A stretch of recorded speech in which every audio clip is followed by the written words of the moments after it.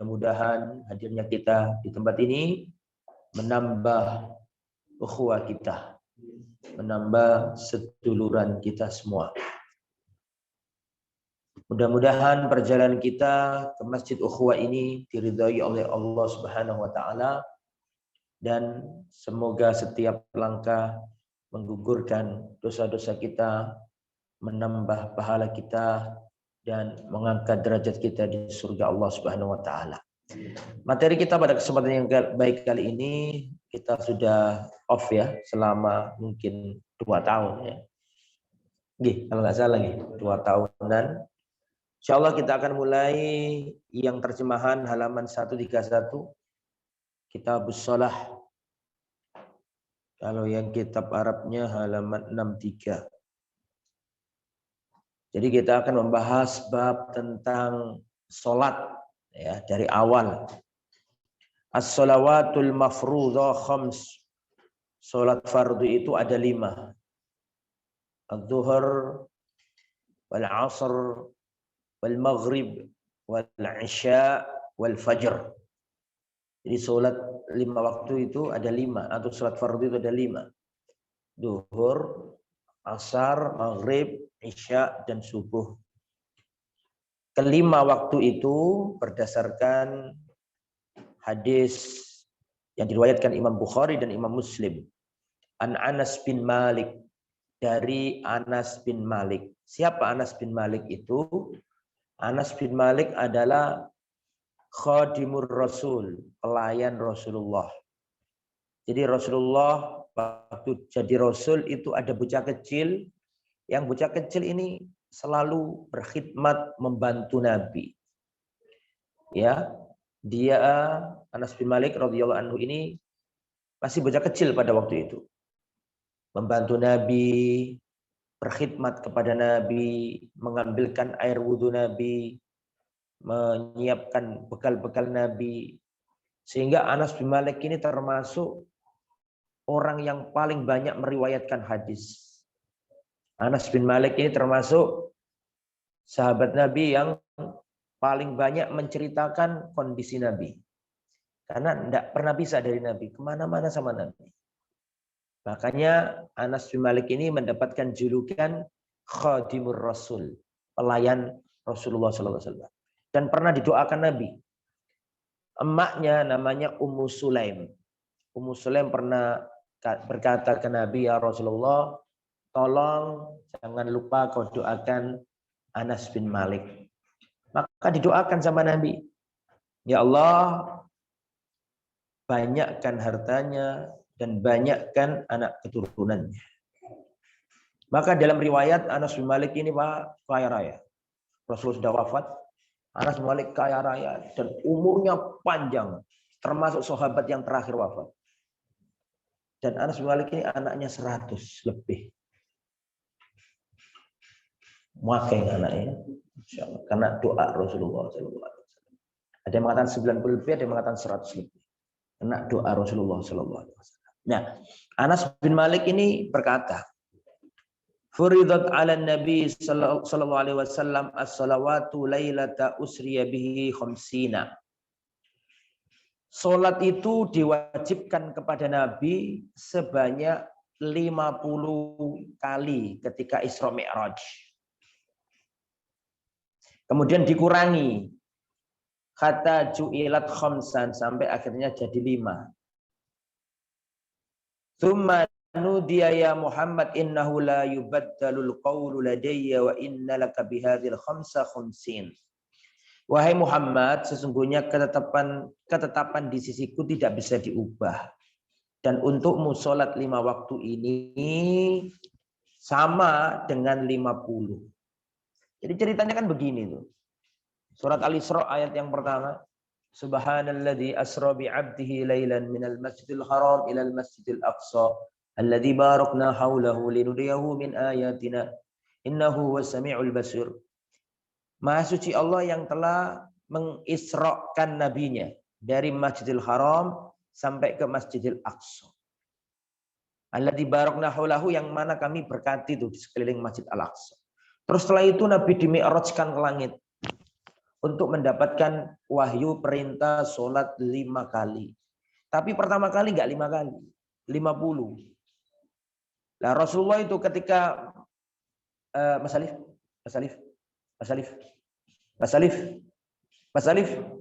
subhanallah. Kalau ditutup Mas Alif. Apa namanya pintunya? Biar enggak masuk. Nah, jadi apa namanya? Surah Mi'raj ini Rasulullah Shallallahu Alaihi Wasallam naik ke atas, itu setiap langit ketemu siapa? Para nabi. Langit pertama ketemu Nabi Adam, langit kedua ketemu Nabi Fulan, langit ketiga ketemu Nabi Fulan. Di antara yang ditemui Nabi itu Nabi Musa. Nah, ketika Rasulullah turun dari langit tingkat 7 setelah mendapatkan titah dari Allah, sholat berapa tadi? 5 kali tadi, 50 kali. Ketika turun ketemu Nabi Musa. Terus ditanyai Nabi Musa, Muhammad, apa yang diwahyukan, diperintahkan oleh Allah kepadamu untuk umatmu? Dijawab sama Nabi, saya mendapatkan titah sholat 50 kali. Kata Nabi Musa, umatmu nggak akan mampu, wahai Muhammad. Kembalilah kepada Allah, minta agar dikurangi. Akhirnya Rasulullah balik lagi dan dikurangi. Balik lagi, kata Nabi Musa, belum, masih belum bisa. Sampai akhirnya jadi 5. Nah 5 itu kata Nabi Musa, umatmu belum bisa. Kembalilah. Tapi kata Nabi Musa, enggak bisa. Kalau ini bisa. Dan Allah sudah menyampaikan bahwa 5 ini nggak bisa diganti. Tetapi 5 ini pahalanya sama dengan 50. Karena apa? Wal hasanatu bi'ashri amsalihha. Satu kebaikan dalam Islam dilipat gandakan jadi 10. Sehingga kalau 5 rakaat atau 5 kali berarti kali 10 berapa? Sama, tetap 50. Nah, itu ya, itu adalah sejarah mewahyukan sholat 5 waktu. Dan sholat 5 waktu ini, kalau syariat zakat, syariat haji, syariat sedekah, syariat puasa, itu melalui Jibril. Allah mewahyukan melalui Jibril. Nah, tetapi khusus sholat ini nggak pakai Jibril. Tetapi Rasulullah SAW diangkat ke langit oleh Allah. Jadi syariat sholat ini beda dengan syariat-syariat selain sholat. Saking dahsyat dan saking agungnya sholat, sampai-sampai wahyunya ini tidak malaikat Jibril dibawa turun ke bumi disampaikan Nabi, tidak. Saking tingginya kedudukan sampai-sampai wahyunya dibawa Jibril turun di Muhammad yang dinaikkan ke atas. Ini menunjukkan begitu. Ya, mari kita baca An Talha ibn Ubaidillah anna a'rabiyan jaa ila Rasulillah sallallahu alaihi wasallam sa'irar ra'si. Dari Talha bin Ubaidillah. Talha bin Ubaidillah ini termasuk salah seorang sahabat Nabi yang dijamin masuk surga. Dari Talha bin Ubaidillah, ada seorang suku Badui, ada seorang Arab Badui datang ke Rasulullah Sallallahu Alaihi Wasallam, rambutnya acak-acakan. Terus orang Arab Badui itu berkata, Ya Rasulullah, akhbirni madza faradallahu alayya minas shalah. Ya Rasulullah, tolong kabarkan kepadaku salat apa yang Allah perintahkan kepadaku. Jadi Rasulullah didatangi oleh orang Arab kampung, orang Arab Badui, ya, rambutnya acak-acakan, penampilannya tidak rapi. Terus orang Arab kampung Badui itu berkata, Ya Rasulullah, tolong kabarkan kepadaku sholat apa yang telah Allah wajibkan kepadaku. Maka Rasulullah Shallallahu Alaihi Wasallam menjawab, salat yang wajib kamu kerjakan adalah as-shalawatul khams, yakni salat 5 waktu. Illa antatawwa'a syai'an, kecuali kalau engkau ingin salat sunnah, terserah. Tapi yang wajib cuma 5. Salat 5 waktu. Nah, ini dalil bahwa dalam Islam salat itu 5 waktu. Kemudian manzilatuha fil Islam, kedudukan salat dalam Islam. An Abdullah bin Umar radhiyallahu anhuma, dari Abdullah bin Umar radhiyallahu anhuma. Jadi Abdullah ini anaknya Umar bin Khattab. Abdullah bin Umar ini termasuk ulamanya sahabat. Abdullah bin Umar ini termasuk ahli ilmunya sahabat, muftinya para sahabat.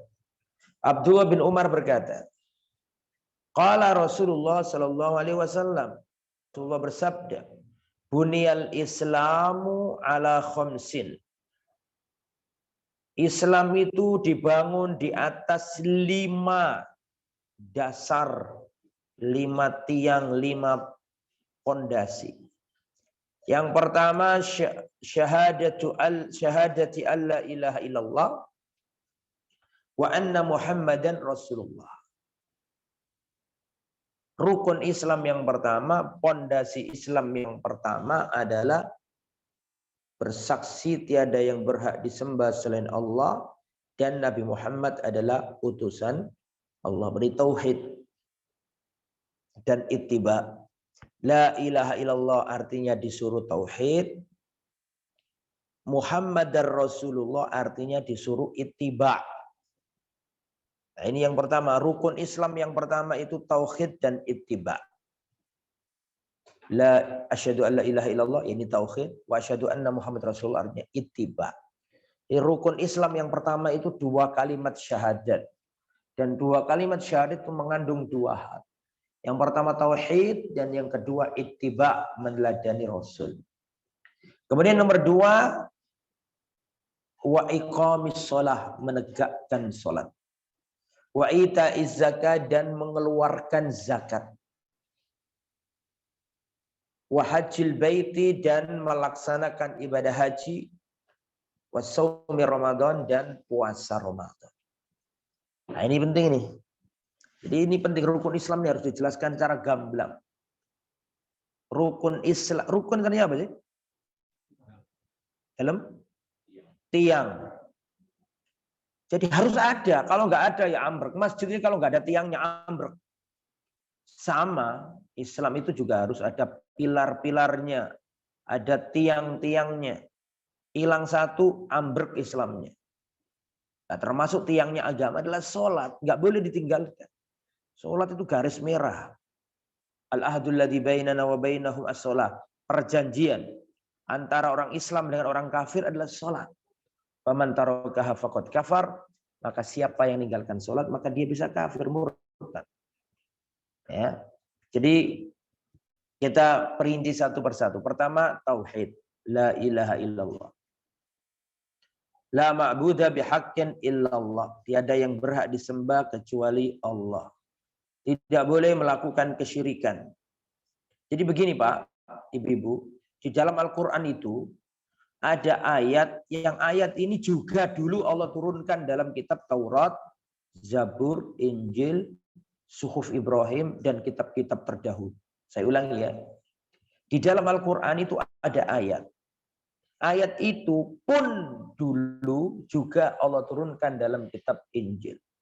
Allah turunkan juga ayat itu dalam Taurat, Allah turunkan pula dalam Zabur, Allah turunkan pula dalam setiap kitab-kitab yang pernah Allah turunkan.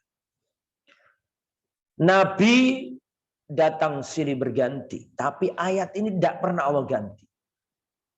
Kitab suci datang silih berganti, tetapi ada ayat yang tidak pernah Allah ganti. Surat apa itu kira-kira? Ayat apa? Bu, Pak, Mas, Mbak. Di dalam Al-Quran itu ada satu ayat. Wah, ayat ini tidak pernah Allah ganti. Nabi datang, ganti Nabi lagi, ganti Nabi, ganti Nabi. Tapi ini ayat tidak pernah Allah ganti. Selalu diturunkan kepada Nabi. Semua para Nabi dapat ayat ini. Apa kira-kira? Surat Az-Zumar ayat 65. Bunyinya begini.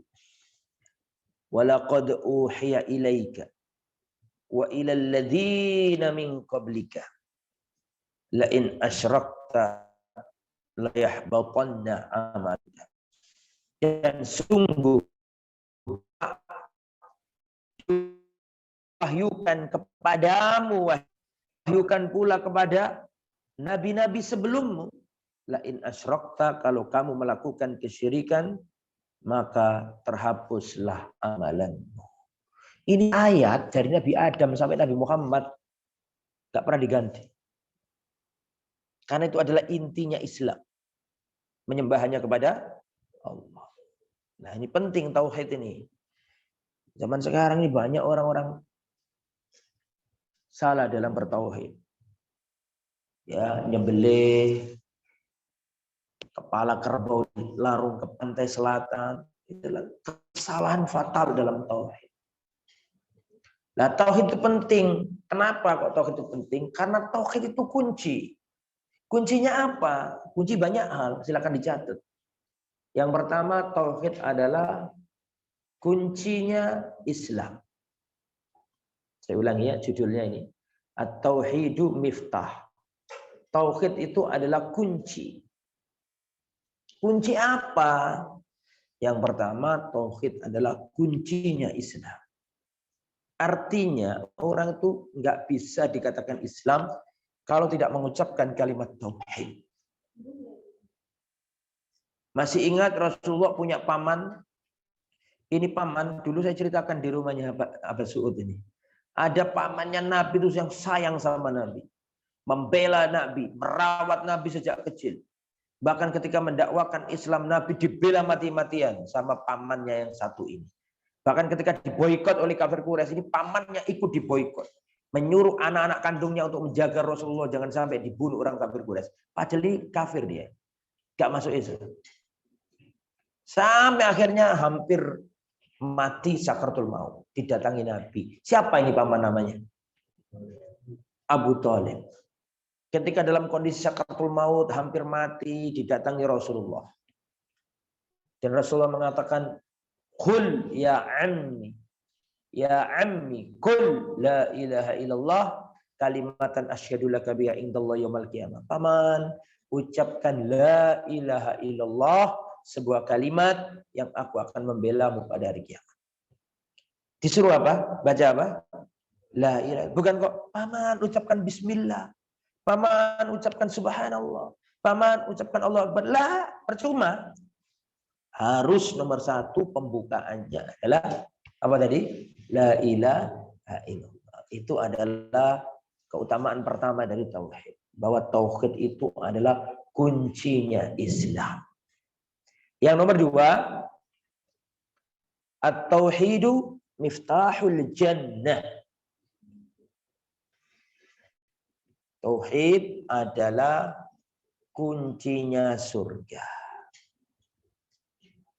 Man mata wa huwa ya'lam annahu la ilaha illallah dakhalal jannah. Siapa yang mati dalam keadaan yakin, iman, mengilmui tiada yang berhak disembah selain Allah, masuk surga. Man kana akhiru kalamihi la ilaha illallah dakhalal jannah. Siapa yang akhir ucapannya sebelum mati la ilaha illallah, masuk surga.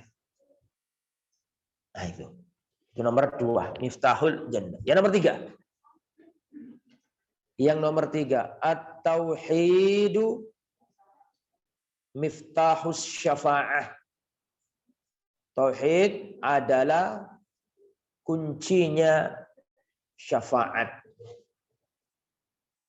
Tauhid adalah kuncinya syafaat. Mana dalilnya? Dalilnya dari Abu Hurairah. Abu Hurairah ini pernah berkata kepada Rasulullah, Ya Rasulullah, man as'adun nasi bisyafa'atika yaumal qiyamah. Ya Rasulullah, siapakah orang yang paling bahagia mendapatkan syafaatmu pada hari kiamat? Kata Rasulullah, aku sudah menduga tidak ada yang bertanya ini kecuali engkau, wahai Abu Hurairah. Karena aku tahu semangatmu dalam menuntut ilmu. Terus dijawab sama Nabi, as'adun nasi bisyafa'ati yaumal qiyamah man qala la ilaha illallah khalisan min qalbihi. Orang yang paling bahagia mendapatkan syafaatku pada hari kiamat adalah orang yang mengucapkan la ilaha illallah. Enggak cukup di situ. Khalisan min qalbihi, murni, tulus, jernih dari lubuk hatinya, enggak ngelakoni kesyirikan. Jadi tauhid adalah kunci apa tadi nomor 3? Kunci syafaat. Kalau enggak punya tauhid percuma, enggak ngira dapat syafaat. Pamannya Nabi kurang apa? Belani Nabi, merawat Nabi. Seandainya dia masuk Islam, itu amalannya luar biasa. Tapi percuma karena enggak la ilaha illallah ya enggak dapat syafaat. Padahal Nabi mengatakan, katakan la ilaha illallah paman, sebuah kalimat yang aku akan membelamu dengannya pada hari kiamat. Enggak gelem, enggak bisa dapat syafaat. Itu yang nomor 3. Yang nomor 4, at-tauhidu miftahul maghfirah. Tauhid adalah kuncinya ampunan. Rasulullah sallallahu alaihi wasallam ya berkata dalam hadis, Allah berfirman, ya bani Adam, lau ataitani bi qurabil ardi khataya, wahai anak Adam, seandainya engkau datang kepadaku dengan membawa sebesar bumi berupa dosa, tapi kau datang kepadaku tidak melakukan kesyirikan, niscaya aku pun mendatangimu dengan sebesar bumi pula berupa ampunan. Pokoknya selama enggak ngelakukan syirik, diampuni mau. Dalil yang lain surat Ali Imran ayat 4 berapa? 48 ya. Innallaha la yaghfiru an yushraka bihi wa yaghfiru ma duna dzalika liman yasha. Allah tidak mengampuni dosa syirik, tapi Allah mengampuni dosa-dosa lain selain dosa syirik. Nah, ini menunjukkan bahwa tauhid itu kuncinya ampunan. Yang nomor 5, at-tauhid miftahul amni. Tauhid adalah kunci keamanan. Alladzina amanu wa lam yalbisu imanahum bidzulmin ulaika lahumul amnu wa hum muhtadun. Dan orang-orang yang beriman dan tidak mencampur adukkan imannya dengan kezaliman, maka baginya rasa aman. Saya ulangi. Dan orang-orang yang beriman dan tidak mencampuri imannya dengan kezaliman, baginya rasa aman. Para sahabat ini enggak paham maksud ayat ini. Abdullah bin Mas'ud berkata, ya Rasulullah ayyuna la yadlim nafsahu. Ya Rasulullah, siapa di antara kita yang enggak berbuat dolim? Kabeh menungso berbuat dolim ya Rasulullah. Berarti kalau kita melakukan kezaliman, enggak dapat rasa aman dong. Kan tadi ayatnya berbunyi, alladzina amanu, orang-orang yang beriman dan tidak mencampurkan imannya dengan kezaliman, murni imannya enggak pakai zalim, maka baginya rasa aman. Lah, kata sahabat, sopo sing enggak ngelakuin zalim? Kabeh menungso ngelakuin zalim. Ya Rasulullah, ayyuna la yadlim nafsahu. Siapa di antara kita yang enggak berbuat zalim? Semua berbuat zalim. Berarti kalau kita berbuat zalim ya kita enggak dapat rasa aman dong ya Rasulullah. Maka dijelaskan sama Nabi, yang dimaksud dolim di ayat ini adalah syirik. Barang siapa yang beriman dan tidak mencampuri imannya dengan kesyirikan, maka baginya rasa aman. Mana tafsir bahwa dolim di sini artinya syirik? Surat Luqman, ya bunayya la tusyrik billah inna syirka ladzulmun adzim. Wahai anakku, jangan kau menyekutukan Allah. Sesungguhnya menyekutukan Allah termasuk kezaliman yang besar. Itu ya. Jadi orang itu kalau bertauhid itu hilang ketakutannya.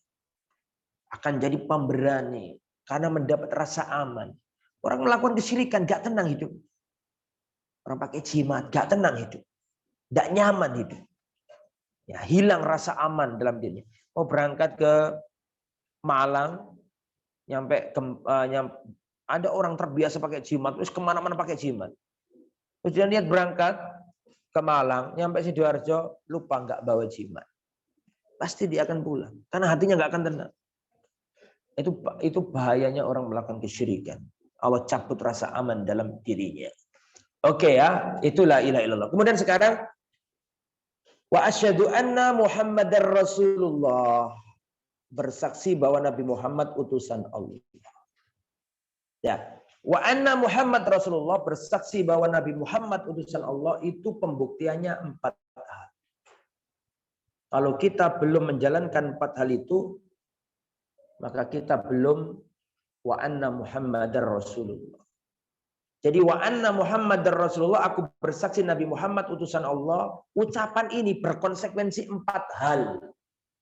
Kalau belum bisa 4 hal, berarti kita ini sekedar abang-abang lambe jari wong Jawa. Lambe ini tok sing muni wa asyhadu anna Muhammad Rasulullah. Karena wa asyhadu anna Muhammad Rasulullah harus dibuktikan dengan 4 hal. 4 hal itu apa aja? 1. Kalau Anda mengaku umatnya Nabi, mengaku bersaksi Nabi Muhammad itu utusan Allah, konsekuensinya ada 4. Yang pertama, tasdiquhu fima akhbar, membenarkan setiap kabar atau berita dari Nabi. Ini konsekuensi yang pertama. Membenarkan setiap kabar atau berita dari Nabi. Nah ini. Artinya kalau Nabi mengabarkan sesuatu terus ditolak, lah ini berarti belum jadi umatnya Nabi. Karena konsekuensi yang pertama adalah membenarkan. Rasulullah mengabarkan kalau ada lalat masuk ke gelas, kata Rasulullah celupkan lalat tersebut dan lempar. Karena salah satu sayapnya mengandung racun, sayap yang lain mengandung penawar. Saya itu pakai minum tidak apa-apa. Nah, wajib kita imani. Karena Nabi mengatakan, hadis riwayat Bukhari. Kalau ada orang mengatakan, saya nggak mau, ini jorok banget nih. Nah, kita belum jadi umatnya Nabi. Karena inti dari menjadi umat Nabi itu 4. Yang pertama, wajib membenarkan setiap berita yang disampaikan Nabi. Nabi mengabarkan wanita-wanita harus pakai jilbab. Lah, itu budaya Arab. Ini aslinya nggak apa-apa, gak jilbab. Nabi ngongkon tapi tidak dipenuhi, malah menuju itu bukan ajaran Nabi. Menolak berita Nabi.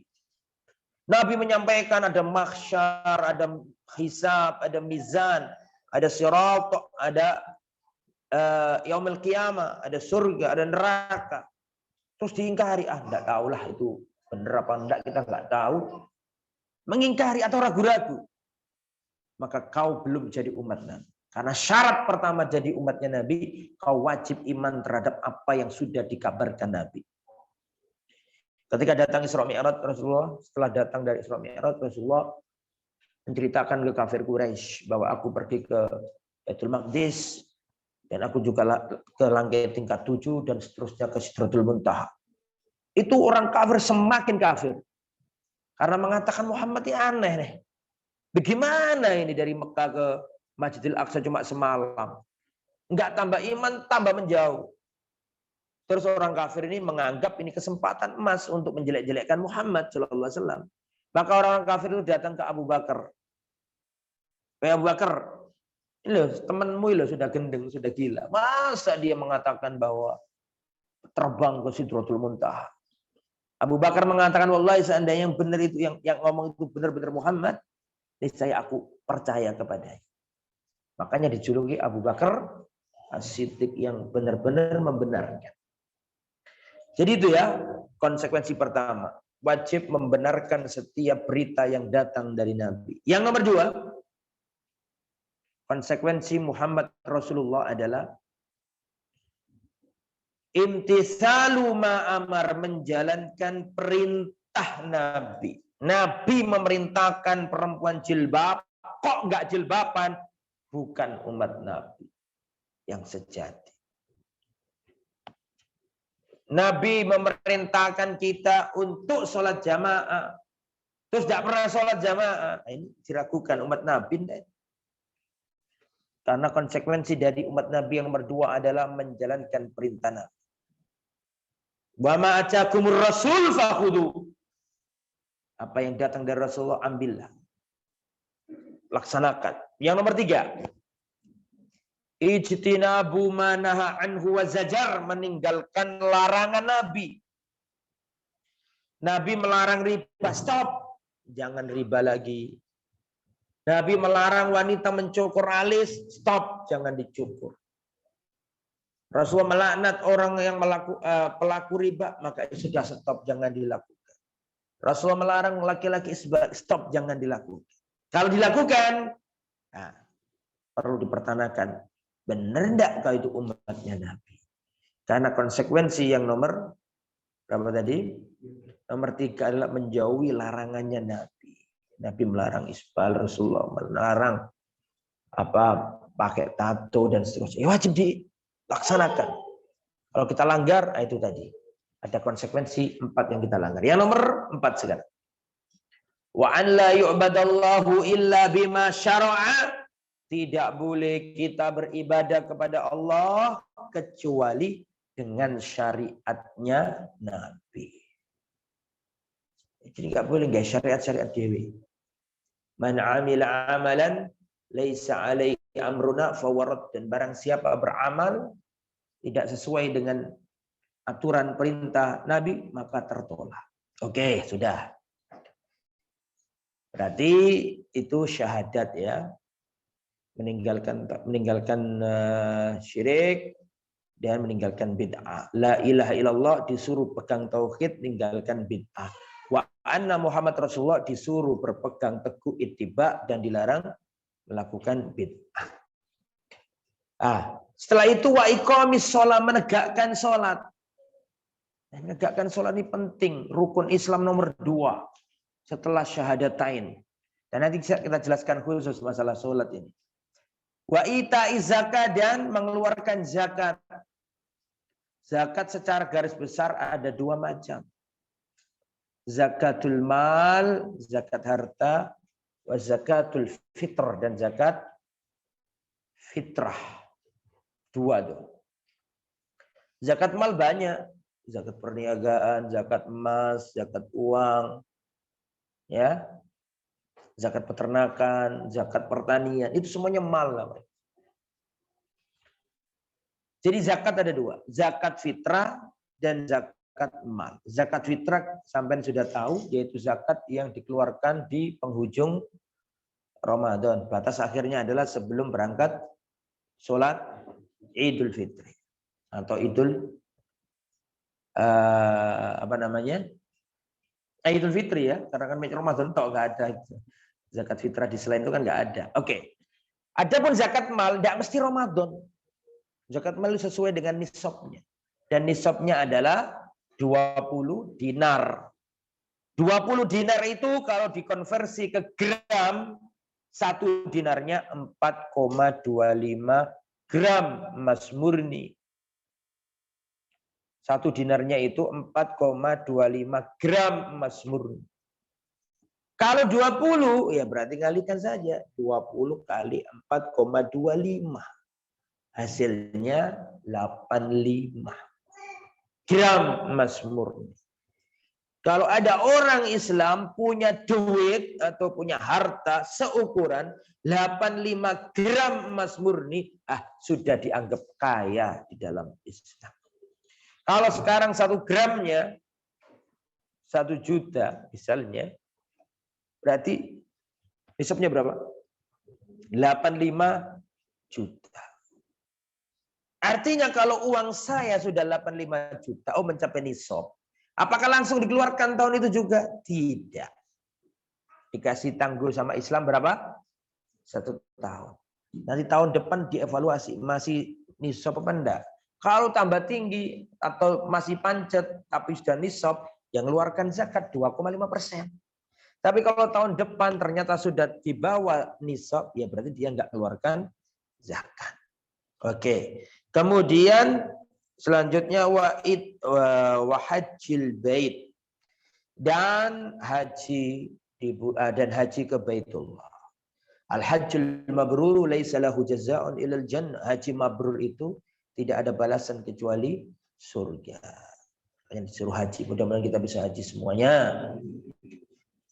Yang terakhir wasaumi Ramadan, puasa Ramadan. Yang sebentar lagi kita akan melakukan. Puasa itu secara umum ada 2. Pertama, puasa wajib. Yang kedua, puasa sunnah. Puasa wajib. Kapan puasa itu jadi wajib? Puasa itu menjadi wajib karena 3 hal. Nah, kapan puasa menjadi wajib? Jawabannya puasa itu menjadi wajib karena 3 hal. Yang pertama, puasa itu menjadi wajib karena waktunya. Waktunya lah yang menyebabkan puasa jadi wajib. Ini puasa apa kira? Ramadan. Kalau sudah Ramadan wajib paling udzur syar'i. Nah itu ya, sholat itu wajib karena waktunya, itu yang pertama. Yang kedua, sholat itu bisa menjadi ya iki keliru. Mulai gila ya orang ini. Puasa ya. Puasa itu menjadi wajib karena 3 hal. Yang pertama karena apa tadi? Waktunya. Ramadan wajib. Nggak bisa ada yang ngelak. Kecuali yang udzur seperti sakit, safar. Dan haid dan lain-lain. Yang nomor 2. Puasa menjadi wajib. Karena apa kira-kira? Masih ingat Masya Allah. Karena kafarat. Aslinya nggak wajib. Tapi karena ada sebab tertentu, dia pernah melanggar sehingga dia harus bayar kafarat.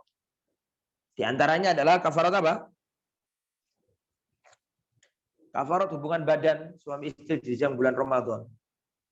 Suruh puasa berapa hari? 2 bulan. Atau orang yang bersumpah atau nazar. Terus dia langgar. Aku bersumpah, aku moh nang omam. Demi Allah, aku gak bakalan nang omam. Mari itu getun. Terus rukun meneh. Terus nang omahe dulure. Nah, ini wajib bayar kafarat. Karena dia melanggar sumpah. Apa kafaratnya sumpah? Atau kafaratnya nazar? Kafaratnya sumpah adalah it'am asyarati masakin. Ngasih makan 10 orang fakir miskin. Jika ada orang sumpah dilanggar, maka konsekuensi hukumnya bayar kafarat. Apa itu kafaratnya orang yang melanggar sumpah? Yang pertama, it'am asyarati masakin. Ngasih makan 10 orang fakir miskin. Au kiswatuhum, atau ngasih pakaian 10 orang fakir.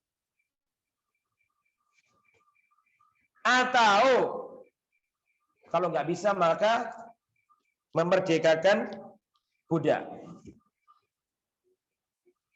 Ya, memerdekakan budak. Jadi saya ulangi, kafarat orang yang melanggar sumpah. Yang pertama, ngasih makan 10 orang fakir miskin. Kalau bisa, kalau nggak bisa, mohon maaf, keliru. Pilihan ya, pilihan, opsi. Boleh ini, boleh itu. Jadi kafaratnya orang yang melanggar sumpah yang pertama adalah ngasih makan 10 fakir miskin. Kalau nggak bisa, keliru lagi. Atau memberi pakaian 10 fakir miskin. Atau memerdekakan budak. Kata atau itu menunjukkan opsi, bukan menunjukkan penggabungan. Jadi suruh milih, terserah sampean milih yang mana. Kalau ada orang dia sumpah, terus dilanggar sumpahnya, maka harus bayar kafarat. Pilihannya 3. Yang pertama, ngasih makan 10 fakir miskin. Atau ngasih pakaian 10 fakir miskin. atau memerdekakan budak. Kalau tiga-tiganya nggak bisa, baru puasa 3 hari. Lah puasa 3 hari ini aslinya nggak wajib. Aslinya nggak wajib. Tapi gara-gara dia bayar kafarat, maka jadi apa? Wajib. Ini sebab wajib nomor 2. Nomor 3, puasa itu menjadi wajib karena apa kira-kira?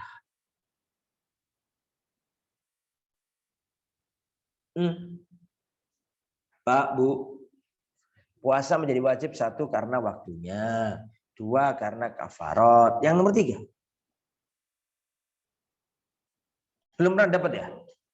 Puasa menjadi wajib karena nazar.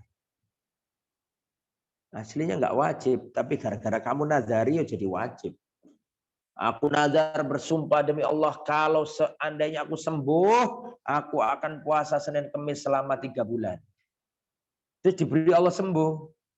Ternyata dia nggak kuat melaksanakan nazarnya, kuatnya cuma setengah bulan tok. Bulan berikutnya nggak bisa. Nah, wajib bayar kafarat. Wajib apa namanya? Puasa. Mohon maaf. Orang itu sebenarnya puasa Senin Kemis wajib enggak? Sunnah. Tapi karena dia nazar, maka menjadi apa? Wajib. Ya gitu ya penjelasannya. Jadi puasa Senin Kemis enggak wajib. Tapi karena dia sudah menazarkan itu, maka berubah hukum. Puasa yang aslinya Senin Kemis tadi sunnah menjadi apa? Wajib. Karena apa? Karena dia telah menazarinya. Ada 3 sebab mengapa puasa itu menjadi wajib. Yang pertama karena waktunya, yang kedua karena kafarat, yang ketiga karena nazar. Nah itu ya, itu rukun Islam 5 itu. Lah Ramadan insya Allah nanti ada pembahasannya sendiri masalah puasa. Sekarang manzilatuha sudah ya, hukmu tarikiha. Hukum orang yang meninggalkan sholat itu bagaimana? Hukum meninggalkan sholat itu terperinci. Saya jelaskan secara umum dulu ya. Bagaimana hukum orang yang meninggalkan sholat? Orang yang meninggalkan sholat itu ada 2 kategori. Jazakallah khairan. Nah, jazakallah khairan. Orang yang meninggalkan sholat itu ada 2 kategori. Yang pertama, orang yang meninggalkan sholat karena menentang atau mengingkari kewajiban sholat. Ini para ulama sepakat bahwa orang yang seperti ini itu murtad kafir. Saya ulangi. Perhatikan. Hukum orang yang meninggalkan sholat. Orang meninggalkan sholat itu ada 2 macam. Yang pertama meninggalkan sholat karena mengingkari kewajiban sholat. Meninggalkan sholat karena menentang kewajiban sholat. Model yang pertama seperti ini para ulama sepakat. Orang ini murtad kafir. Sepakat. Mau Hanafi, mau Maliki, mau Syafi'i, mau Hambali, Hanafi. Semua sepakat. Kalau ada orang mengingkari kewajiban sholat, menentang kewajiban sholat, maka dia murtad kafir. Disuruh tobat. Kalau dia tobat, disampaikan hujah-hujah, dibimbing ulama. Kalau dia tobat, alhamdulillah. Tapi kalau tetap dia nggak tobat dan ada hukum Islam, maka dia dibunuh. Setelah dibunuh, tidak boleh disolati. Tidak boleh diwarisi hartanya. Tidak boleh dikubur di kuburan kaum muslimin. Ya, ini perincian yang pertama, yaitu orang yang meninggalkan sholat karena apa tadi? Mengingkari dan menentang. Ini nomor 1, ini hukumannya berat. Yang nomor 2, orang yang meninggalkan sholat tapi nggak mengingkari kewajiban sholat. Aku tahu sholat itu wajib, tapi ya gimana ya? Aku malas sih sholat itu. Tapi dia masih meyakini bahwa sholat apa? Wajib. Pertanyaan saya, beda nggak dengan yang pertama? Beda. Kalau pertama memang nggak mau. Tidak hanya nggak mau, menentang, mengingkari. Yang nomor dua itu nggak mengingkari. Enggak, sholat itu wajib, kalau sumerep. Dan saya juga tahu saya ini dosa meninggalkan sholat. Ya, tapi gimana? Saya itu malas kalau sholat. Tapi aku meyakini sholat itu wajib. Beda nggak dengan yang pertama? Beda. Lalu yang kedua ini bagaimana hukumnya? Dia nggak mengingkari, cuma malas aja atau menyepelekan. Meskipun dia masih mengimani bahwa sholat itu rukun Islam dan wajib dikerjakan. Untuk yang nomor dua ini terjadi khilaf pendapat di antara kaum muslimin.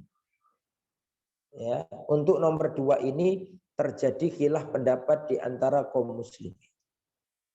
Pendapat pertama, pendapatnya Imam Ahmad bin Hanbal. Imam Ahmad bin Hanbal mengatakan bahwa orang yang meninggalkan sholat karena malas, meskipun masih mengimani sholat wajib, gara-gara malas dia nggak pernah sholat. Kata Imam Ahmad, sama dia pun kafir, dia pun murtad. Karena Allah nggak membedakan ente malas apa nggak malas, nggak mau tahu. Ente mengingkari apa nggak mengingkari, terserah. Sing penting ente ninggalin sholat. Karena kata Nabi, perjanjian antara kita dengan orang kafir itu sholat. Faman tarokaha kafar, siapa yang meninggalkan sholat maka dia kafir. Kata Imam Ahmad, ini umum, nggak didelok lagi, malas mau nggak malas, nentang apa nggak nentang, sing penting meninggalkan sholat. Maka kalau menurut Imam Ahmad, tipe yang nomor dua ini pun kafir juga. Cuman diperingatkan, dibimbing, diminta tobatnya. Tapi tetap kalau nggak sholat, terlepas dari malas apa nggak malas, menentang apa nggak menentang, mengingkari apa nggak mengingkari, yang penting dia ninggalkan sholat. Menurut Imam Ahmad sama, disuruh tobat, kalau nggak tobat hukum bunuh. Tidak boleh dikubur di kuburan kaum muslimin, tidak boleh didoakan, tidak boleh diwarisi hartanya. Ya. Kemudian pendapat yang nomor dua, dari tipe yang nomor dua ini, yang malas tadi loh Pak, menurut pendapat Imam Syafi'i, dia tidak kafir. Tapi dia melakukan dosa besar. Dia melakukan apa? Dosa besar. Dan dosanya meninggalkan sholat lebih besar daripada berzina, berjudi, dan membunuh orang. Dosanya meninggalkan sholat lebih besar daripada judi. Ini banyak orang salah paham.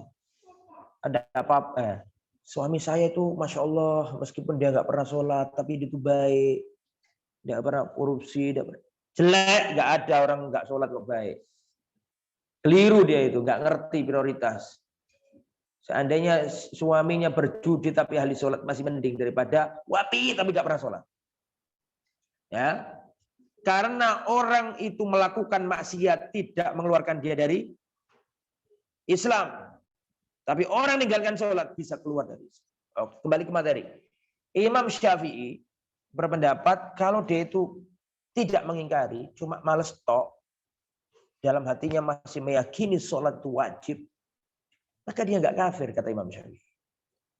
Nggak kafir. Tapi dia ini melakukan dosa besar yang sangat berbahaya. Lalu bagaimana hukumannya? Disuruh tobat. Kalau tobat, alhamdulillah. Kalau nggak tobat, hukum bunuh juga. Cuma bedanya setelah dibunuh, disolati, dikubur di kuburan kaum muslimin, terus boleh diwarisi hartanya. Artinya dia dihukum bunuh sebagai seorang muslim, bukan sebagai orang yang murtad. Jelas perinciannya. Jadi saya ulangi, hukum meninggalkan sholat. Jawabannya ada dua perincian. Perincian yang pertama, bahwa orang yang meninggalkan sholat ini mengingkari kewajiban sholat. Maka ini sepakat ulama, semuanya sepakat bahwa orang ini suruh tobat. Kalau nggak tobat dan tetap atas pendiriannya, maka dia murtad kafir. Dihukum bunuh dan tidak boleh dikubur di kuburan kaum muslimin, tidak boleh didoakan, dan warisannya tidak boleh dikasihkan ke anak keturunannya. Kalau sampai dia mengingkari kewajiban sholat. Itu yang pertama, nggak ada perbedaan pendapat. Adapun perincian nomor dua, orang yang meninggalkan sholat, tapi nggak mengingkari, ngerti kalau sholat itu wajib, dia mengimani sholat itu wajib, cuman dia ini nggak pernah sholat. karena malas. Tentu ini beda dengan yang pertama, ya kan? Lah yang nomor 2 ini bagaimana hukumnya? Kata Imam Ahmad, podowai mas dengan yang pertama tadi. Imam Ahmad tidak membedakan malas apa enggak malas, mengingkari apa enggak mengingkari. Yang dilihat adalah dia sholat enggak. Karena hadisnya itu barang siapa yang meninggalkan sholat maka dia kafir. Umum hadisnya gitu ya sudah gitu. Jadi dari Imam Ahmad orang yang malas pun meskipun dia masih meyakini kewajiban sholat, tetap kalau nggak mau tobat dia murtad kafir. Adapun nomor 2 dari perincian nomor 2 tadi pendapatnya Imam Syafi'i mengatakan tidak kafir, tapi pelaku dosa besar dan lebih besar daripada zina dan berjudi dan seterusnya. Nah, terus apa hukumannya? Hukumannya disuruh tobat. Kalau tobat, alhamdulillah. Kalau nggak tobat, dia bahkan bunuh juga, tetapi sebagai seorang Muslim bikin kafani, disolati, didoakan, boleh diwarisi hartanya. Jadi masalah sholat itu bukan masalah yang sepele, masalah yang sangat dahsyat dan penting sekali. Tidak boleh dibuat remeh-remeh kamu. Masalah kakum fi apa? Sakor. Apa yang membuatmu masuk neraka sakor? Mereka menjawab, qalu lam naku minal musallin. Dulu di dunia aku enggak ngelakoni sholat. Jangankan orang yang enggak sholat, orang yang sholat saja bisa celaka kok. Gimana bunyinya? Fawailul lil musallin. Celakalah orang-orang yang sholat. Alladzina hum an salatihim. Itu orang yang lalai dalam sholatnya. Sholat tapi telat-telat. Sholat tapi hampir matahari tenggelam. Sholat tapi syarat rukunnya nggak terpenuhi. Sholat tapi khusyuknya kurang. Itu saja celaka. Apalagi wong sing nggak pernah sholat. Makanya sholat ini nggak boleh dibuat remeh-remeh. Sak nakal-nakali awakmu, ojo ninggal sholat. Tapi ojo nakal. Ya, itu garis merah gak oleh dilanggar masalah sholat. Aku tak ngombe, tak ngunjuk remen kok, rada geleyang ini. Sampai ngomongin salah-salah. Bismillah. Bismillah.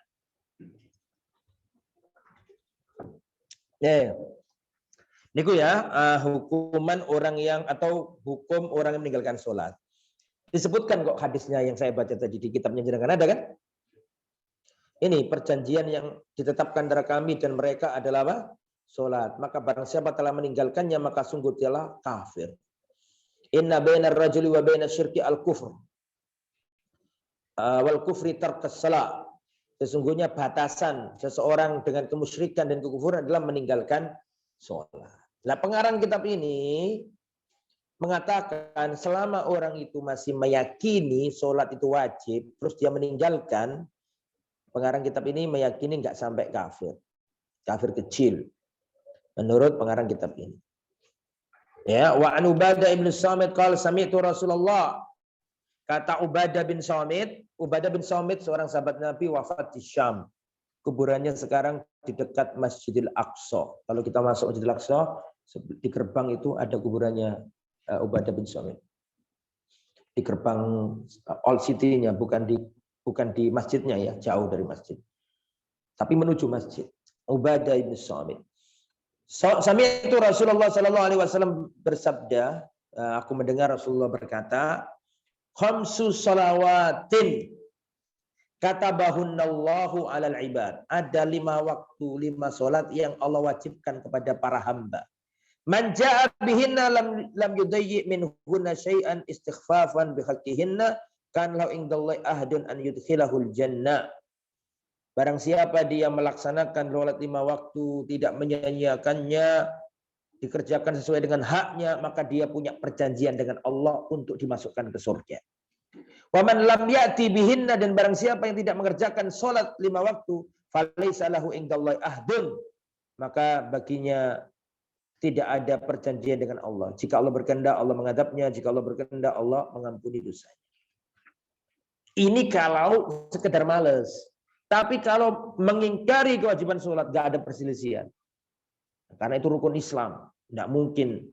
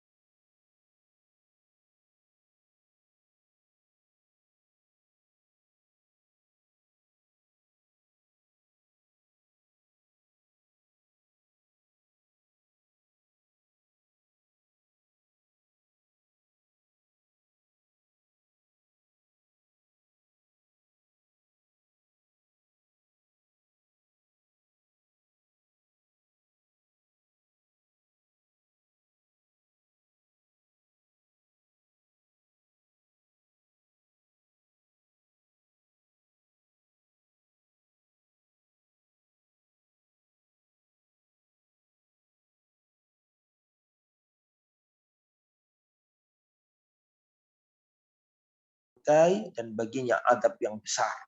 5 ancaman membunuh nyawa. Dan itu yang pertama kali dihisab dalam urusan apa tadi? Sesama hak manusia.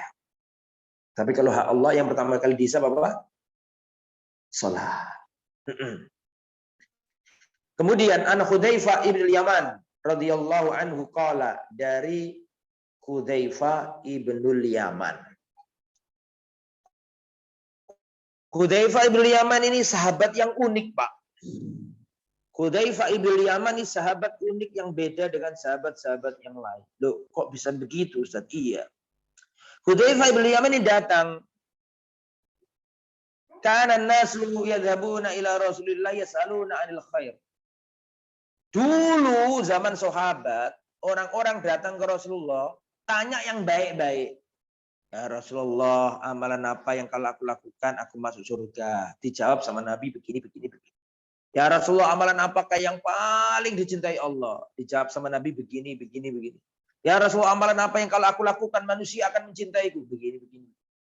Dulu para sahabat kalau tanya ke Nabi yang baik-baik. Tapi khusus Hudzaifah ini tanya yang jelek-jelek. Tanya yang peristiwa-peristiwa atau tanya sesuatu yang jelek-jelek, tujuannya dapat ilmu. Makanya kata Hudzaifah, ya, ketika manusia tanya yang baik-baik, aku tanya yang jelek-jelek. Makhafatan aqfihi. Karena aku khawatir aku terjatuh di dalamnya. Makanya ada ungkapan seorang penyair, araftu syarra la lisyarri walakin litawaqqi. Aku ingin mengetahui kejelekan-kejelekan. Bukan karena aku ingin mengerjakan kejelekan-kejelekan. Akan tetapi aku mengetahui kejelekan-kejelekan agar aku tidak terjatuh pada kejelekan-kejelekan. Nah, Hudzaifah ini tanya yang aneh-aneh. Yang ngeri-ngeri gitu. Makanya sahabat Nabi yang paling paham terhadap fitnah. Huru-hara Hudzaifah. Umar pernah tanya kepada Hudzaifah, ceritakan kepadaku tentang fitnah. Fitnah yang apa, wahai Umar? Apakah fitnah ujiannya seorang laki, fitnah anak, fitnah istri? Bukan fitnah yang itu. Tapi fitnah yang saya maksud adalah gelombang seperti ombak yang akan terjadi tragedi, peristiwa. Dijelaskan sama Hudzaifah. Begini. Rasulullah pernah berkata kepadaku bahwa nanti pintu Islam akan jebol. Dan terus ceritakan. Nah, Hudzaifah ini punya julukan. Hudzaifah ini apa? Punya julukan. Dan julukannya Hudzaifah adalah sahibu sirri Rasulullah sallallahu alaihi wasallam. Jadi julukannya Hudzaifah itu sahibu sirri, pemegang rahasia Nabi. Jadi Hudzaifah itu memiliki rahasia yang diberikan Nabi kepadanya, yang mana sahabat yang lain tidak punya, tidak memegang rahasia ini. Jadi Rasulullah itu memiliki daftar nama-nama orang munafik di kota Madinah. Itu semua dikasihkan ke Hudzaifah. Ini loh daftar nama orang-orang munafik.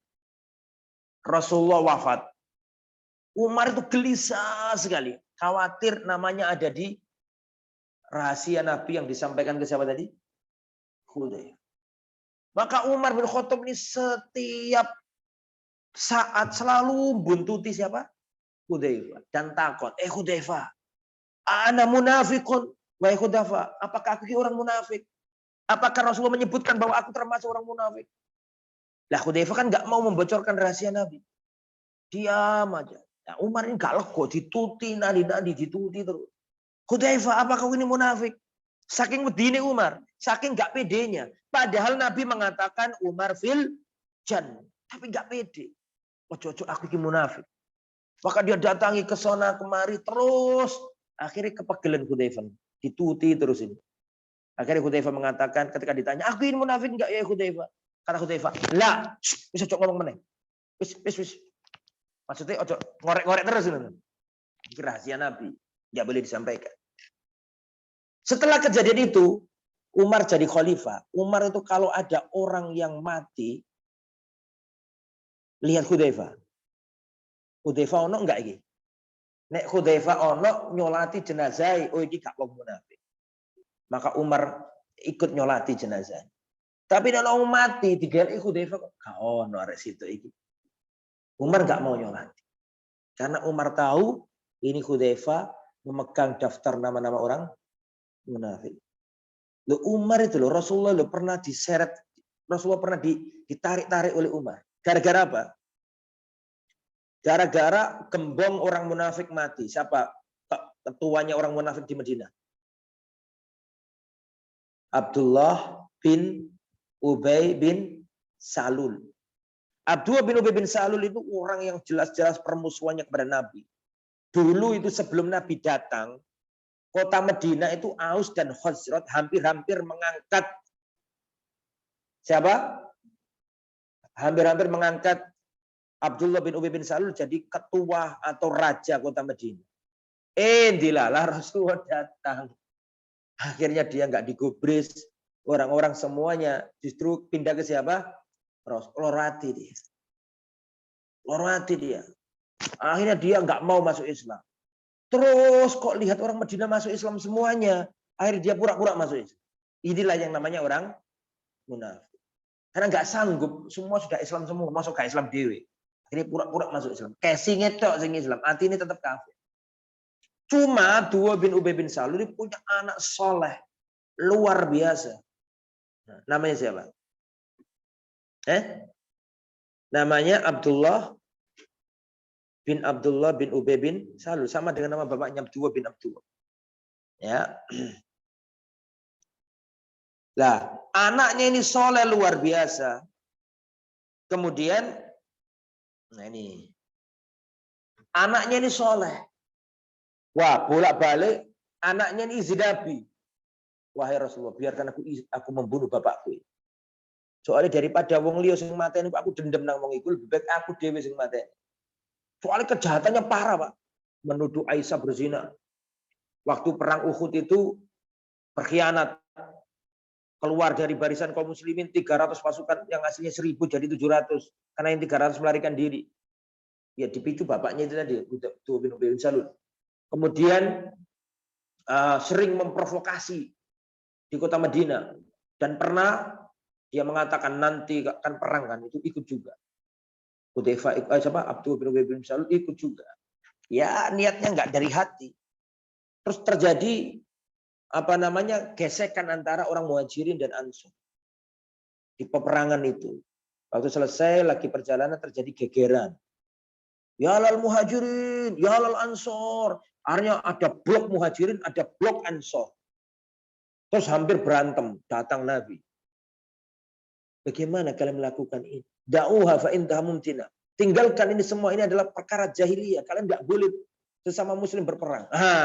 Kesempatan ini digoreng sama Abdullah bin Salul. Dia kumpulkan orang-orang Ansor dan mengatakan, inilah orang-orang yang kalian cintai. Dia datang dari negeri asing sekarang mengalahkan pribumi kota Madinah. Mereka ini orang-orang asing, bukan warga kita. Datang kota Madinah sekarang mereka yang menguasai nginjek-nginjek kita sebagai pribumi. Dipanas-panasi gitu. Nanti kalau sampai di kota Madinah, orang yang mulia, maksudnya dirinya, akan mengeluarkan orang yang hina. Maksudnya siapa? Muhammad dan pengikutnya akan kita usir gitu loh. Wah, ini kedengaran anaknya. Siapa anaknya tadi? Yaitu tadi anak Abdul. Dia berangkat duluan sampai di gerbang kota Madinah menghunuskan pedang. Ketika bapaknya datang, dicegat sama anak. Wallahi, kau nggak boleh masuk kota Madinah. Kau katakan bahwa engkau orang mulia akan mengusir orang lemah itu Muhammad pergi lagi ke kota Mekah. Wallahi, kau nggak akan bisa masuk kota Madinah sampai Rasulullah mengizinkan. Sungguhnya kaulah yang hina. Dan Rasulullah yang mulia. Dicegat sama anaknya. Terus Rasulullah datang. Terus kata Rasulullah, diceritakan kisah itu. Akhirnya Rasulullah berkata kepada anaknya ini, sudah biarkan ayahmu masuk. Akhirnya ayah masuk. Nah suatu saat Abdullah bin Ubay bin Salul ini mati. Dedengkotnya orang munafik ini mati. Anaknya datang ke Nabi gitu loh. Yang namanya anak ya tetap gak tega sama orang tuanya. Dia datang ke Nabi, ya Rasulullah, tolong ayah saya disolati. Dan orang kan penampilannya kan Islam dia. Cuma hati ini jelas munafik kalau dia nas itu dah. Ah, karena anaknya ini soleh, Rasul itu nggak bisa nolak permohonan siapa? Abdullah yang anaknya tadi. Akhirnya Rasulullah datang ke kuburannya siapa? Abdullah bin Ubay bin Salul. Umar nggak terima. Umar sih nggak silorati.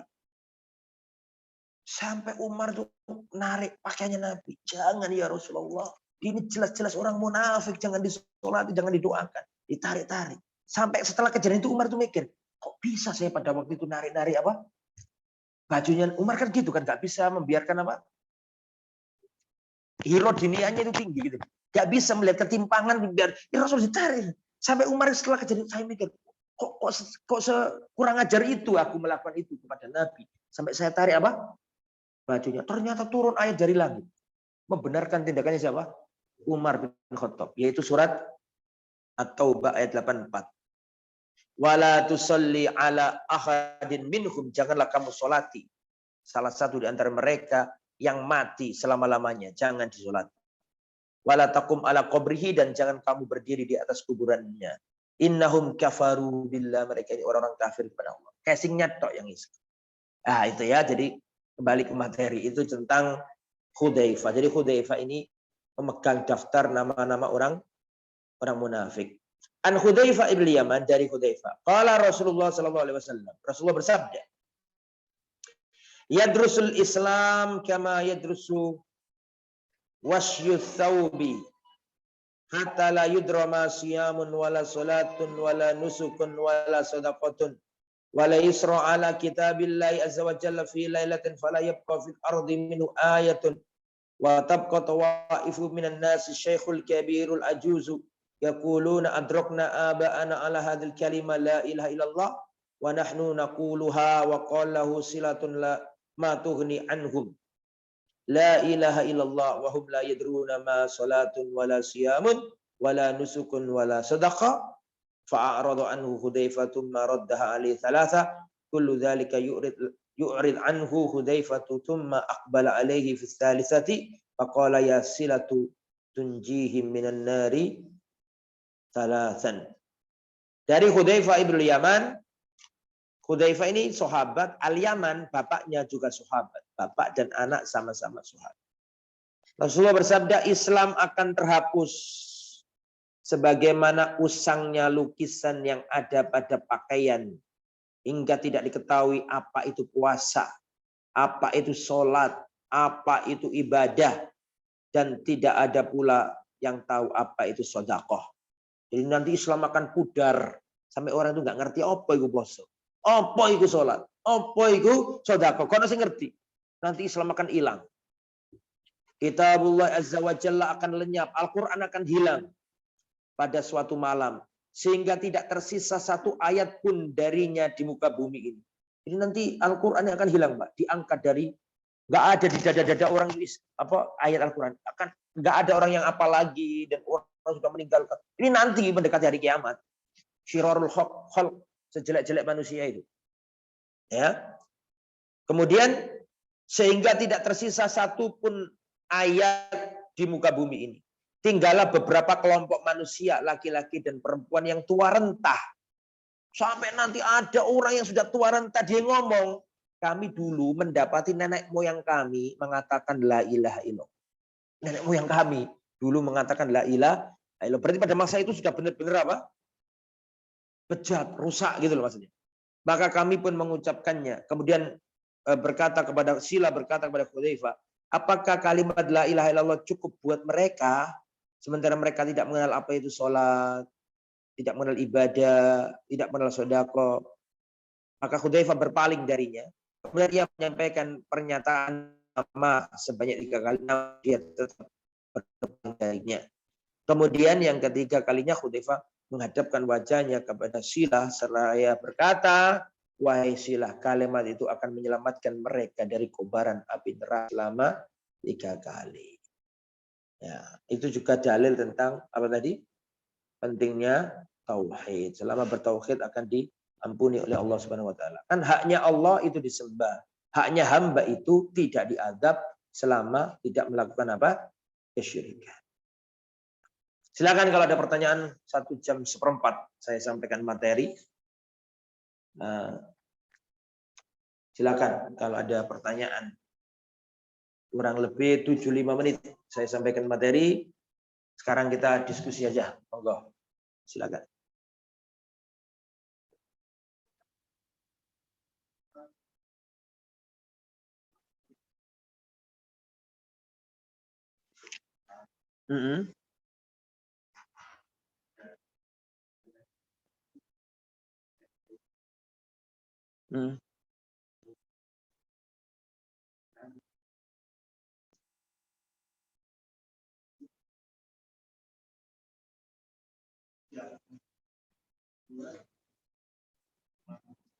Masalah apa?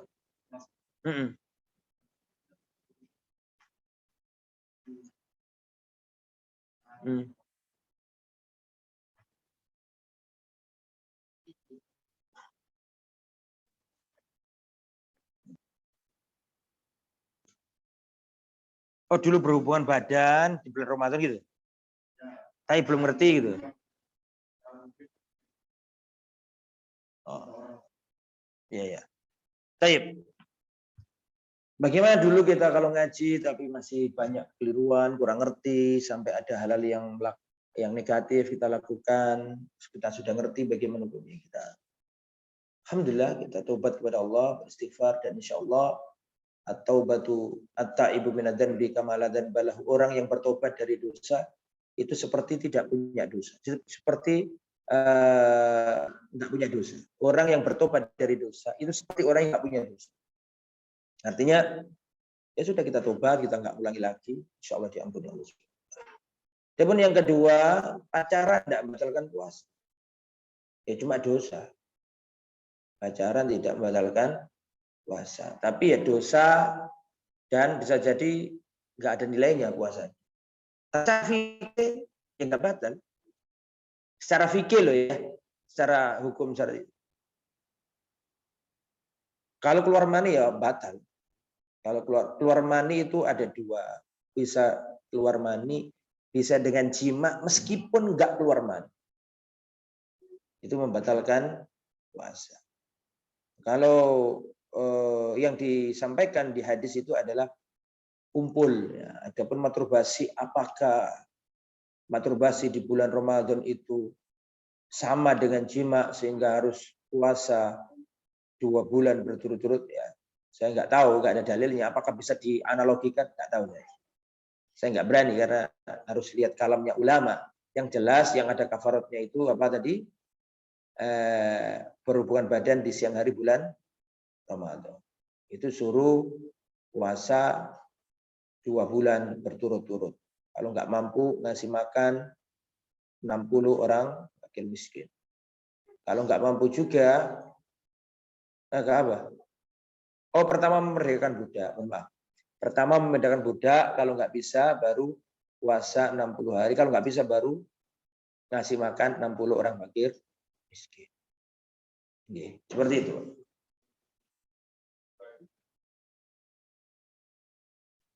Khilaf para ulama. Apakah yang disuruh itu istrinya saja apakah yang disuruh itu suaminya saja? Apakah perempuannya juga? Khilaf para ulama. Para ulama mengatakan yang disuruh Nabi itu kan yang suaminya aja. Tapi kata para ulama lain, yang karena yang datang yang suaminya, enggak dua-duanya. Yang datang suaminya aja, maka perintahnya ya kepada yang datang.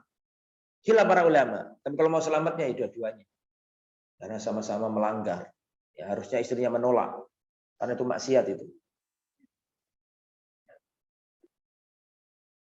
Kalau belum nikah ya lebih dahsyat lagi. Dosanya tumpuk ya.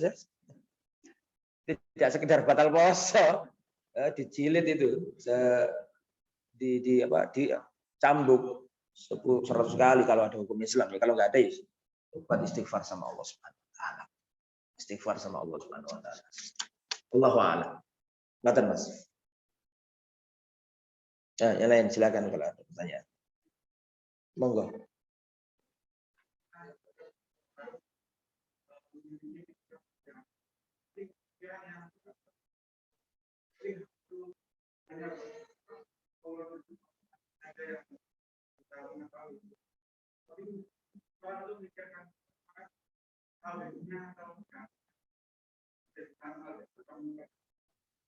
Contohnya gimana? Mikirkan apa? Langsung aja contohnya. Siapa yang menciptakan Allah itu?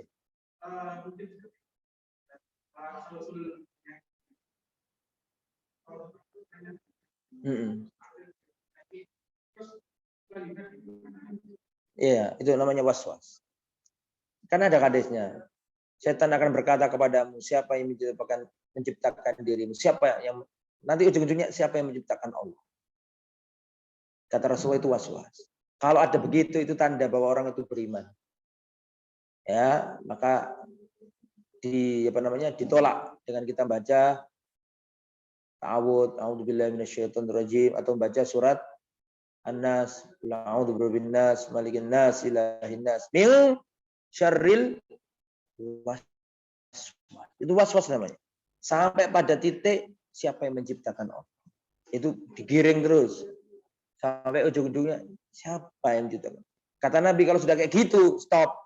Berdoalah kepada Allah Subhanahu wa taala, ya. 3 surat terakhir, zikir pagi dan jangan terus dipikir-pikir terus.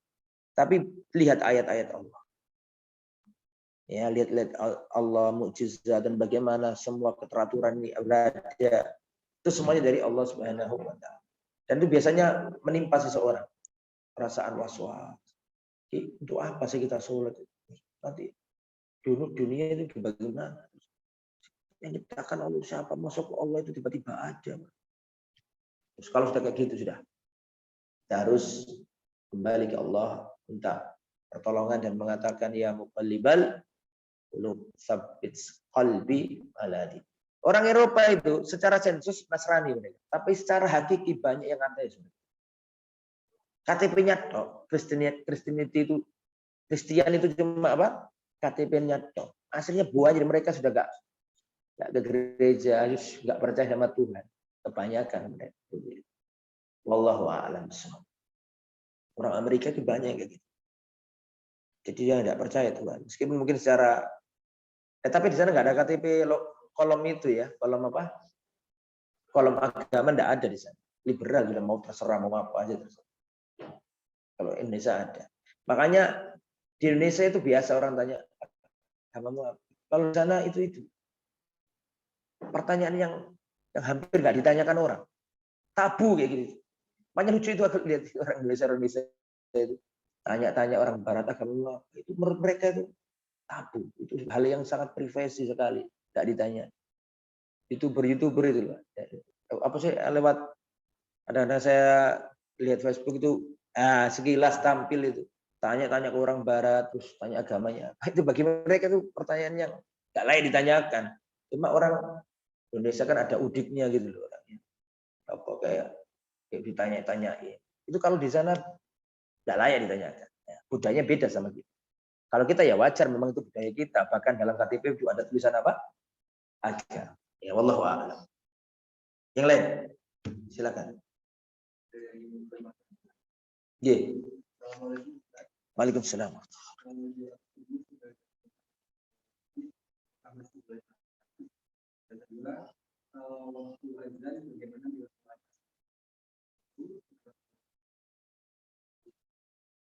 Nah, murattal itu sebenarnya nggak membawa hukum apa-apa ya.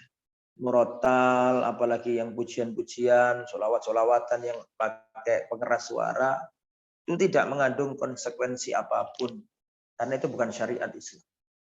Murattalnya syariat Islam. Tapi memperdengarkannya di waktu-waktu penghujung malam, terus ditaruh di pengeras suara, sebenarnya nggak diajarkan dalam Islam.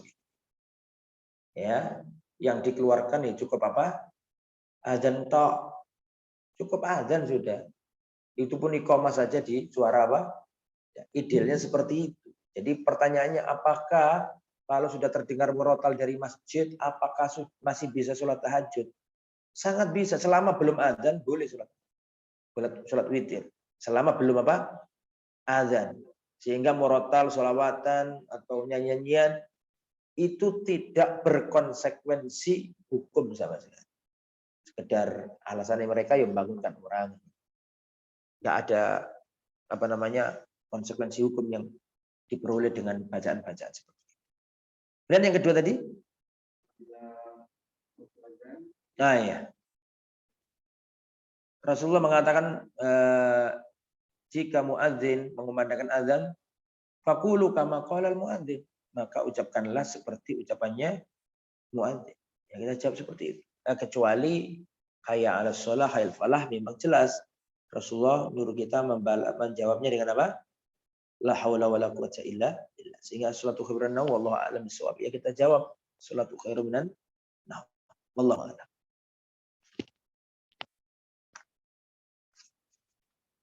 Assalamualaikum Ustaz. Waalaikumsalam warahmatullahi wabarakatuh. Ustaz, bagaimana hukumnya jika orang tua masih memahami kepercayaan percaya hanya Allah, tapi tidak melaksanakan sholat sampai akhir hayatnya? Bolehkah mendoakan husnul khotimah? Gimana? Bolehkah mendoakan atau mengucapkan husnul khotimah? Lah kalau dia nggak pernah sholat ya jangan bilang husnul khotimah. Ya, bagaimana hukumnya jika orang yang tua masih memahami kepercayaan bahwa hanya Allah apa ini? Rububiyah ya, tapi uluhiyahnya nggak ada ini. Iya kan? Nggak sholat, nggak apa. Tapi tidak melaksanakan sholat sampai akhir hayatnya. Bolehkah mengucapkan husnul khotimah untuk orang yang wafat seperti itu? Ya nggak usah ngomong gitu. Kalau sudah nggak pernah sholat ya urusan dia sama Allah, tapi kita nggak usah mengatakan seperti itu. Ya, Allah a'lam bishawab. Itu bahaya orang nggak sholat. Ya, orang nggak sholat itu bahaya. Ya, Allahu a'lam bishawab. Tetapi tadi kan saya jelaskan hukumnya itu Ahmad, hukum bunuh, Syafi'i juga. Itu harus ada payung hukum, ada legalitas yang menaunginya. Nggak boleh perorangan. Nggak boleh lihat tetangga kita nggak pernah sholat terus kita bawakan celurit, ya nggak boleh. Itu nanti jadi rusak semua. Itu kalau diatur di undang-undang. Kalau belum diatur nggak boleh main sendiri. Ya kita sabar dan kita terus berdakwah. Begitu ya. Wallahu a'lam. Wallahu a'lam. Dan kalau kita lihat ada orang nggak pernah sholat, ya, kalau saya nggak mau nyolati kalau saya. Ada orang nggak pernah sholat sama sekali, ya kecuali kalau jarang-jarang masih sholat, ya kita sholat. Kalau sudah nggak pernah sama sekali, ya kalau keluarganya mau nyolati monggo, tapi orang ahli ilmu atau tokoh nggak usah nyolati sebagai efek jerah. Tapi kita senantiasa berdoa kepada Allah supaya diberi istiqomah ya. Kita nggak boleh gumede, kita nggak boleh merasa kita ini insya Allah selalu istiqomah dan selalu dijaga Allah. Nggak ada ini, nggak ada apa namanya jaminan. Karena nggak ada jaminan ya kita terus minta sama Allah, terus berdoa. Ya muqallibal qulub tsabbit qalbi ala dinik. Assalamualaikum Ustaz. Waalaikumsalam warahmatullahi wabarakatuh. Bagaimana hukumnya seorang yang sedang hamil mengadakan acara 4 bulanan dengan niat supaya anaknya yang lahir kelak akan selamat dengan mengadakan pengajian baca surat Yasin dan Yusuf? Nggak ada dalilnya, nggih. Hanya silakan ya berdoa, silakan cari wasilah kebaikan, tapi yang ada dalil. Seperti baik-baik sedekah, nyentuh anak yatim. Kalau mau baca Al-Quran ya bagus, tapi nggak harus surat tertentu, hari tertentu. Jadi yang menyebabkan terjatuh pada kebid'ahan kan mengkhususkan hari tertentu dan ayat tertentu, kecuali kalau memang ada dalilnya. Misalnya setiap hari malam Jumat baca kahfi, ya jelas boleh. Karena waktunya ditentukan Nabi, bacaannya juga sudah ditentukan oleh Nabi. Tapi waktunya nggak ditentukan Nabi, terus bacaannya nggak ditentukan Nabi, terus kita buat-buat sendiri lah, ini enggak. Silakan, jangan nunggu 4 bulan, ya sebulan sudah ngaji terus, ya Al-Baqarah, ya Al-Imran, ya nggak usah nunggu berapa tadi? 4 bulan, ya. Jadi silakan baca Quran secara umum, mau Yasin, mau Yusuf, mau Al-Baqarah, silakan ya. Tapi jangan mengkhususkan surat tertentu pada waktu tertentu kecuali dengan dalil. Kalau nggak ada dalil ya sudah umum saja. Setiap malam ibunya sholat, setiap malam bapaknya sholat, setiap malam ibu bapaknya mendoakan agar anaknya selamat. Itu lebih baik. Ya, sesuai sunnah. Wallahu a'lam bishawab. Yang lain kalau ada pertanyaan silakan. Jam berapa sih? 9:30. Masih fadal. Kalau ada pertanyaan lagi silakan. Masih lama waktunya. Ayo, silakan diskusi. Tidak ada. Alhamdulillah nggak ada. Ojo dipaksa. Om dipaksa ya lor. Oke, kalau nggak ada ya saya cukupkan sampai di sini ya. Ada pertanyaan? Sambut.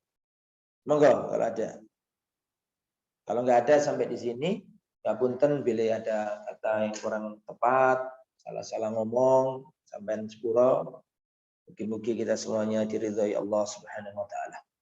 Subhanakallahumma bihamdika asyhadu an la ilaha illa anta astaghfiruka wa atubu ilaik. Wassallallahu ala nabiyyina Muhammadin wa ala alihi wa sahbihi ajma'in. Walhamdulillahirabbil alamin. Assalamualaikum warahmatullahi wabarakatuh.